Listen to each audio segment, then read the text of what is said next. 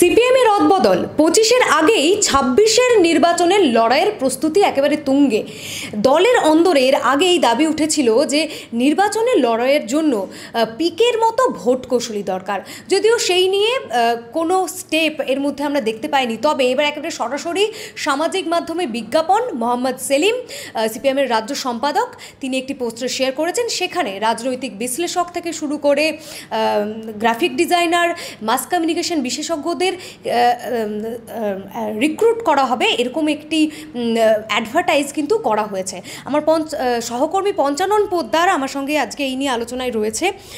কি মনে হচ্ছে, অন্যান্য দলগুলোর মতো তাহলে সিপিআইএমও এবার মানে যেভাবে একটা অন্য সংস্থার সঙ্গে মানে পরামর্শ করে যেভাবে এগোনো দরকার নির্বাচনে, সেটা করতে চাইছে, বা দল পরিচালনা করার জন্য কি এরকম কোনো সাহায্য নিতে চাইছে? যদিও এখানে কিন্তু কোনো নির্দিষ্ট সংস্থাকে কিন্তু তারা হায়ার করছে না, তারা ইন্ডিভিজুয়ালি নেবে বলছে। দেখো, আজকে ভারতবর্ষের রাজনীতি বা বিশ্ব রাজনীতি যেভাবে এগোচ্ছে, তাতে আজকের দিনে রাজনীতি ইটসেলফ আ প্রফেশন। আদর্শ, মতাদর্শ, সমাজতন্ত্র পাল্টে দেব, বিপ্লব দেখাবো, উল্টে দেবো, পাল্টে দেবো, এই রাজনীতির বাইরে গিয়ে আজকের দিনে রাজনীতি মানে হচ্ছে ভোটে জিতবো, ক্ষমতায় থাকবো, তারপর আবার ভোটে জেতার চেষ্টা করবো, আবার জিতবো, ক্ষমতায় থাকবো। আমি হেরে যাব কিন্তু চেষ্টা, আসলে আমার যে 5 years অফ মুভমেন্ট, 5 বছর একটা দল ক্ষমতা থাকে বিধানসভার নিরিখে দেখতে গেলে, লোকসভার নিরিখেও তাই।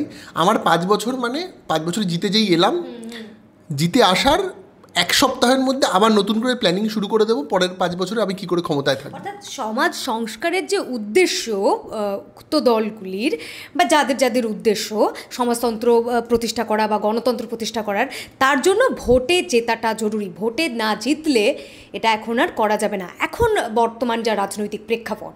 না, ভোটে জিতে করা যাবে না তো ডেফিনেটলি, এবং ভোটে জিতে সেটাই আমি করব যেটা আমাকে পরের বার জেতাবে।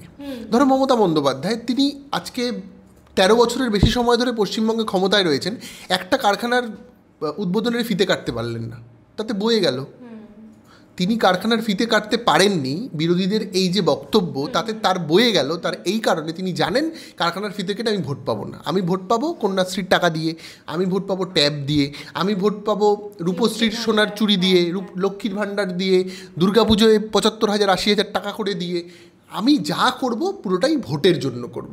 এইবার এই যে ভোটের জন্য আমি করব, তার স্ট্র্যাটেজিটা আমি আর ঠিক করব না, একটা আমার প্রফেশনাল টিম থাকবে, সেটা তারাই ঠিক করে দেবে আমার ঠিক কী কী স্টেপ নেওয়া উচিত। এবং রাজনীতির ব্র্যান্ড ভ্যালু তৈরি করা, রাজনীতিতে মানে প্রতি বছরে 1, 2, 3টে করে ইভেন্ট নিয়ে আসা, ইন্ট্রোডিউস করা। যেভাবে আইফোন বছরে 2বার বা 1বার আপডেট হয়, 15, 14, স্যামসাং যেভাবে আপডেট করে, বা যে কোনো মোবাইল ফোন আজকের দিনে যেভাবে আপডেট হয়, টেলিভিশন যেভাবে আপডেট হয়, যেভাবে আমরা যে ফটো এডিটিং সফটওয়্যারকে আপডেট হতে দেখি, ঠিক সেভাবে রাজনৈতিক দল প্রতিদিন এখন আপডেট হচ্ছে।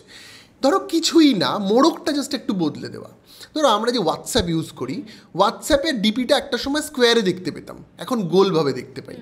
কিছুই না এটার মধ্যে, কিন্তু আমরা লোকসমাজে এটা চাউর হয়ে গেল, হোয়াটসঅ্যাপ আপডেট দিয়েছে ভাই। তো এই যে হোয়াটসঅ্যাপ আপডেট দিয়েছে ভাই, মানে হোয়াটসঅ্যাপ খবরে আছে। রাজনৈতিক দলগুলো আজকাল খবরে থাকতে চায়, খবরে না থাকলে তাকে কেউ চেনে না। সে তা জিতুক, সে বিরোধী জায়গায় থাকুক, আলটিমেটলি তাকে খবরে থাকতে হবে। কিন্তু খবরে থাকার এই স্ট্র্যাটেজিটা কে তৈরি করবে? আমাদের পাড়ার ইলুবিলু কিংবা নিতাই, নাকি না ইন্ডিয়ান পলিটিক্যাল অ্যাকশন কমিটি বা আইপ্যাকের মতো কোনো সংগঠন, কিংবা ডিজাইন বক্সের মতো কিছু সংগঠন, যারা আজকের দিনে ভারতবর্ষে পলিটিক্যাল স্ট্র্যাটেজি হিসেবে নাম কামিয়েছে, জিতিয়েওছে বিভিন্ন দলকে। তো যেভাবে তৃণমূল কংগ্রেস আজকে প্রায় বহু বছর ধরে প্রশান্ত কিশোরের তৈরি করা আইপ্যাকের সাথে জোট করেছে, গাঁটছড়া বেঁধেছে, আজকের দিনে প্রশান্ত কিশোর বেরিয়ে গেলেও আজকের দিনে আইপ্যাকের নেতৃত্ব দিচ্ছেন ঋষিরাজ সিংহ। তার পাশাপাশি আজকের দিনে কংগ্রেস কোনো সময়, আজকের দিনে কর্ণাটকেও বলতে পারি, কর্ণাটকে কংগ্রেস কিন্তু ডিজাইন বক্সেস বলে একটা ব্র্যান্ডের সাথে যুক্ত, তারা কংগ্রেসকে লিড করছে। আবার এই যে মহারাষ্ট্র ইলেকশনটা ঘটে গেল, মহারাষ্ট্রে কিন্তু মূলত যে বিজেপি গোষ্ঠী, তাদেরকে লিড করেছে এই ডিজাইন বক্সেস নামক সংগঠনটি। তারা মূলত অজিত পাওয়ারের নেতৃত্ব দিয়েছে, অজিত পাওয়ারকে, কিন্তু তার পাশাপাশি তারা সমস্ত দলের হয়ে কাজ করছে। তো এইরকমভাবে প্রফেশনাল টিম ম্যানেজমেন্ট হায়ার করে জেতার যে স্ট্র্যাটেজি আজকের দিনে ভারতবর্ষে ভীষণ গ্রহণযোগ্যতা পেয়েছে, কারণ তারা জিতছে। কিন্তু কেন জিতছে, প্রফেশনাল টিম কেন দরকার একটা রাজনৈতিক দলের জেতার জন্য, এটা আমার মনে হয় খুব জরুরি। তারা কি খুব ভালো গ্রাফিক ডিজাইন করে, তারা দুর্দান্ত ফেসবুকে পোস্টার বানায়, তারা দারুণ ভিডিও তৈরি করে মানুষের হোয়াটসঅ্যাপ ইউনিভার্সিটিতে ইনজেক্ট করে দেয়, এগুলো তো করে। সবচেয়ে ইম্পর্টেন্টলি যেটা করে, তারা ডেটা কালেক্ট করতে পারে, ডেটা ইনফরমেশন পাস করতে পারে, যেটা আনবায়াসড হয়। এবার দেখো, সিপিআইএম থেকে তৃণমূল থেকে বিজেপির সমস্ত দলের একটা অন্তর্দ্বন্দ্ব আছে।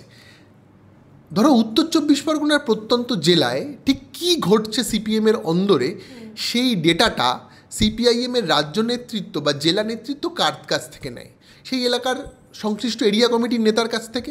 এবার তোমার কি মনে হয় একটা সিপিআইএমের কোনো সংশ্লিষ্ট এরিয়া কমিটির নেতা তাকে প্রপার রিপোর্টটা দেয়?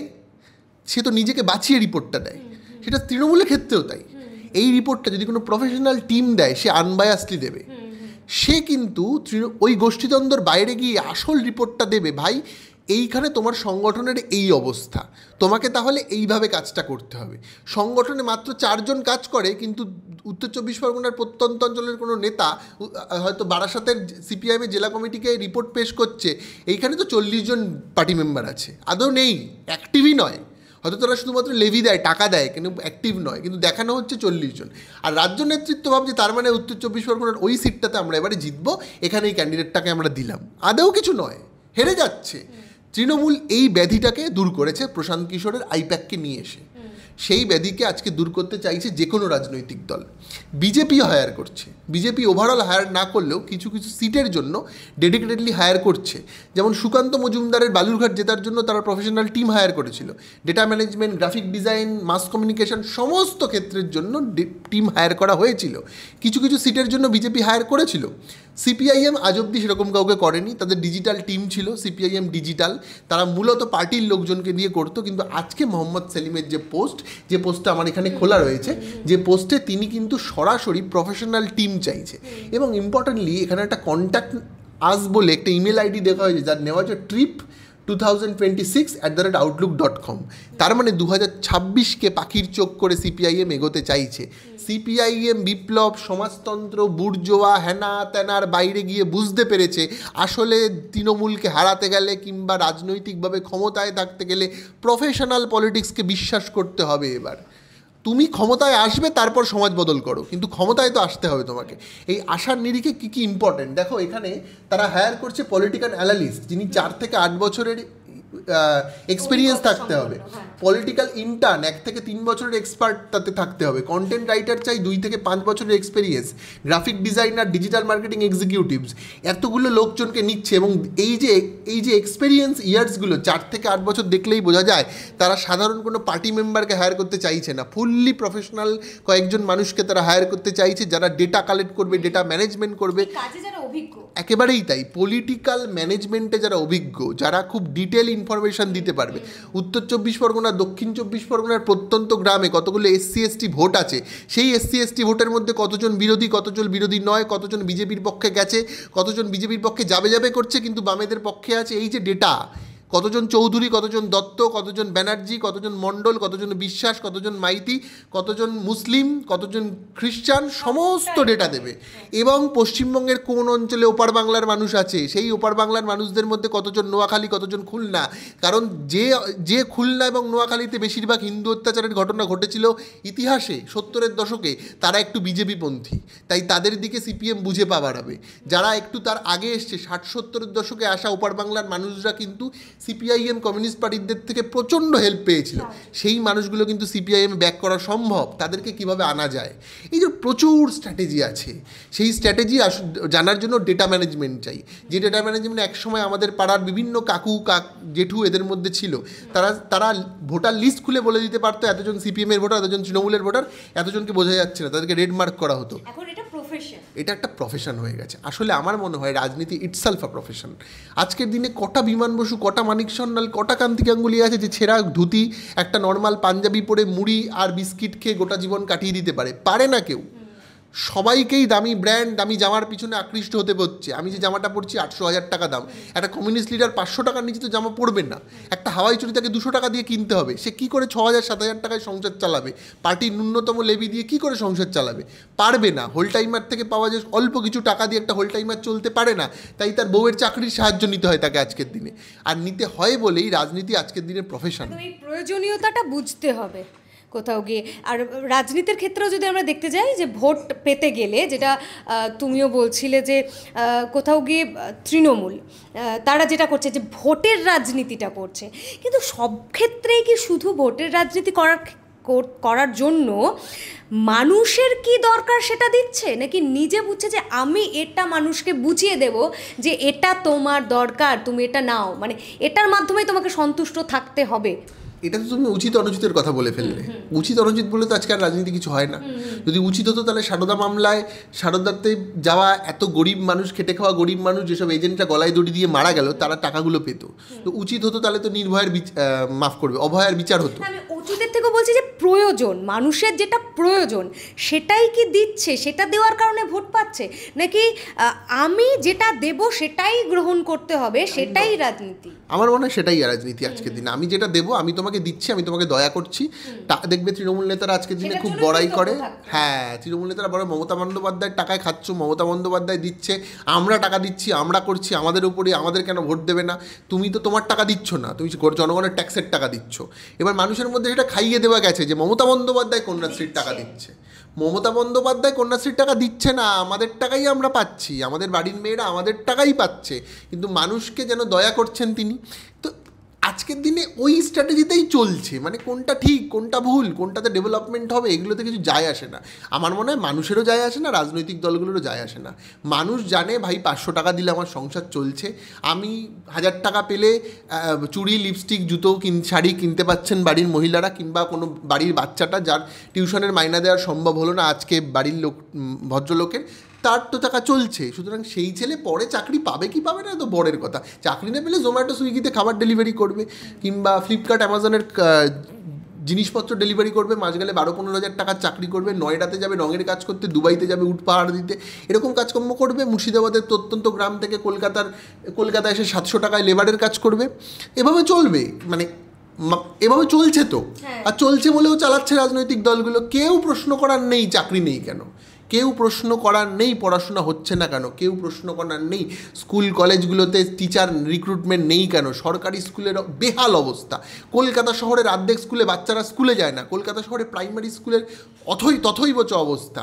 প্রাইভেট স্কুলে লক্ষ লক্ষ টাকা দিয়ে মানুষ বাচ্চাদেরকে পড়াচ্ছে, এক শ্রেণীর বড় লোক, যাদের টাকা নেই। একজন রিক্সাওয়ালা দিনে হয়তো তার 500 টাকা 600 টাকা রোজগার, তিনি বাধ্য হচ্ছেন কেজি স্কুলে বাচ্চাদেরকে পড়াতে, ইংলিশ মিডিয়াম স্কুলে পড়াতে। বস্তির বাচ্চা মেয়ে, তার বাবা সবজি বিক্রি করে, তাকে একটা দামি ইংলিশ মিডিয়াম স্কুলে ভর্তি করতে হচ্ছে কলকাতা শহরে, কারণ কলকাতা শহরে কোনো প্রাথমিক স্কুল নেই যেখানে সুন্দরভাবে বাচ্চাদেরকে পড়ানো যায়।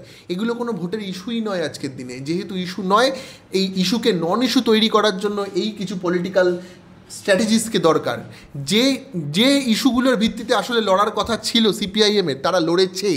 তারা লাস্ট 13 বছর ধরে কিন্তু এটা নিয়েই লড়ছে। মীনাক্ষী মুখোপাধ্যায় এই কথাগুলোই বলেছে, বুদ্ধদেব ভট্টাচার্য এই কথাগুলোই বলেছে, মোহাম্মদ সেলিম থেকে শুরু করে প্রত্যেকে বিরোধী দল তাদের মতো করে তারা চেষ্টা করেছে, কিন্তু প্রফেশনালিজমের কাছে হেরে গেছে মানুষের রাজনীতি। প্রফেশনালিজমের কাছে, আইপ্যাকের কাছে, ডিজাইন বক্সের কাছে হেরে গেছে মানুষের রাজনীতি। মানুষের প্রয়োজন, ধর্মের কাছে হেরে গেছে মানুষের রাজনীতি। তাহলে অধীর চৌধুরী হারে না কোনো দিন। অধীর চৌধুরী হেরেছে ধর্মীয় রাজনীতির কারণে, প্রফেশনাল রাজনীতির কারণে। গুজরাট থেকে একজন ক্রিকেটারকে উড়িয়ে নিয়ে এসে টক্কর দিতে পেরেছে তৃণমূল তার প্রফেশনাল পলিটিক্সের গুণের কারণে। অধীর চৌধুরী নিজে মনে করেছে আমি তো বহরমপুরের বেতাজ বাদশা, আমাকে হারানো অসম্ভব, কিন্তু তিনি হেরে গেছেন। আজকের দিনে কিছু হয়তো সিপিআইএমের পুরনো নেতাও ভাবছেন কেন প্রশান্ত কিশোরকে দরকার, কেন প্রশান্ত কিশোরকে, কেন প্রফেশনাল টিমকে হায়ার করার দরকার। আমরা সব জানি, আসলে তারা কিচ্ছু জানেন না। তারা জানেন না যে কতজন মণ্ডল, কতজন বিশ্বাস, কতজন মাইতি ওপার বাংলা থেকে মুসলমান বিদ্বেষের রাগ নিয়ে ব্যান্ডেল, বিরাটি, বিশরপাড়ায় বড় হচ্ছে, আর তারা একটু একটু করে সিপিআইএম থেকে বিজেপি হয়ে যাচ্ছে। এই ডেটাটা আসলে একটা প্রফেশনাল টিমই দিতে পারে। সেই টিমকে ভীষণ জরুরি মনে হয়েছে। আমার মনে হয় এটা সিপিএমের দুর্দান্ত ডিসিশন। এই ডিসিশন নিয়ে তারা যদি কামব্যাক করতে পারে তাহলে পশ্চিমবঙ্গে বাম আন্দোলনের ভবিষ্যৎ ভীষণ ভালো। একদম, তার জন্য সঠিক প্রফেশনালসও লাগবে। তবে আরেকটা প্রসঙ্গ আমি তুলতে চাই, যেহেতু প্রথমেই বলছিলাম যে 25-এর আগে 26-এর লড়াইয়ের যে প্রস্তুতি, সিজিও অভিযানে আমরা দেখলাম যে বড় বড় নেতারা যারা বিভিন্ন পদে রয়েছেন তারা বাইরে, মীনাক্ষী মুখোপাধ্যায়কে নিয়ে মোহাম্মদ সেলিম তিনি ভেতরে ডেপুটেশন জমা দিতে গেলেন। এটাও কি একটা স্ট্র্যাটেজি? মহিলা মুখ্যমন্ত্রী যেহেতু রয়েছেন, মমতা বন্দ্যোপাধ্যায়ের বিরুদ্ধে একটা মহিলা মুখকেই, যেহেতু আমরা জানি মীনাক্ষী মুখোপাধ্যায় ইনসাফ যাত্রা থেকে শুরু করে বিভিন্ন ক্ষেত্রে তার একটা মানে মুখ্য ভূমিকায় তিনি থেকেছেন, একটা এস্টাবলিশ। এর আগেও বারবার এটা নিয়ে আলোচনা হয়েছে যে মীনাক্ষী মুখোপাধ্যায়কে কি কোথাও গিয়ে তাহলে সামনের সারিতে রাখতে চাইছে সিপিএম? সে তো ডেফিনেটলি চাইছে। আমার এইটা নিয়ে আমার একটা মজার ব্যাপার শেয়ার করছি। গতকাল আমরা চ্যানেল থেকে এটা নিয়ে একটা পোল দিয়েছিলাম ইউটিউবে, সেখানে লিখলাম যে আপনার কি মনে হয় আপনাদের যে মীনাক্ষী মুখোপাধ্যায়কে এগিয়ে দিতে চাইছে সিপিআইএম, মীনাক্ষী কি মমতা ব্যানার্জির জায়গা নিতে পারে ইত্যাদি? হ্যাঁ, এই জায়গাটা। তখন একজন বামপন্থী মানুষ এসে কমেন্ট করে জানালেন যে আপনি একজন আপনি সাংবাদিকই নন, তার কারণ আপনি সিপিআইএমে মুখ বলে কিছু হয় না।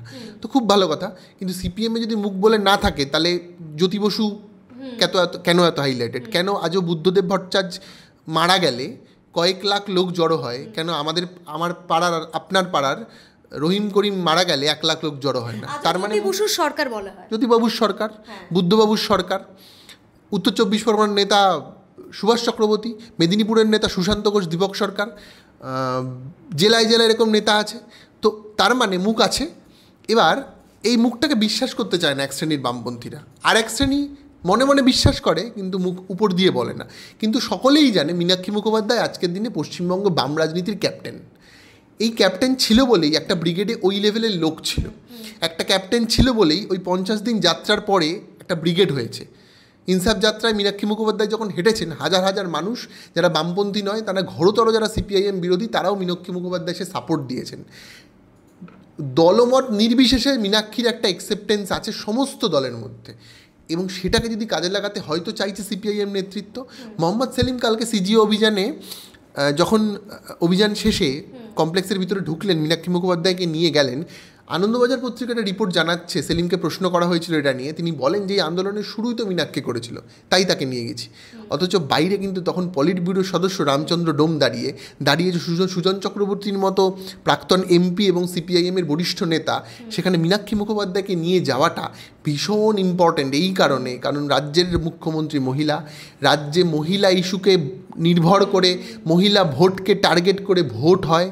তাই আবার বলছি, ভোট রাজনীতির সাথে এই যে প্রফেশনাল কারিকুলামগুলো জরুরি, পাশাপাশি একটা মুখও জরুরি, যে মুখটাকে আমার মনে হয় মীনাক্ষী মুখোপাধ্যায়কে দিয়ে সিপিআইএম 2026-এর ভোট বৈতরণীটা পার করতে চাইছে। সবই রাজনীতির সম্ভাবনাময় শিল্পে এর আগেও পঞ্চানন বলেছে। সেই বিশ্বাসের উপরে যদি ভর করে আমরা বলি যে সম্ভাবনা সবটাই।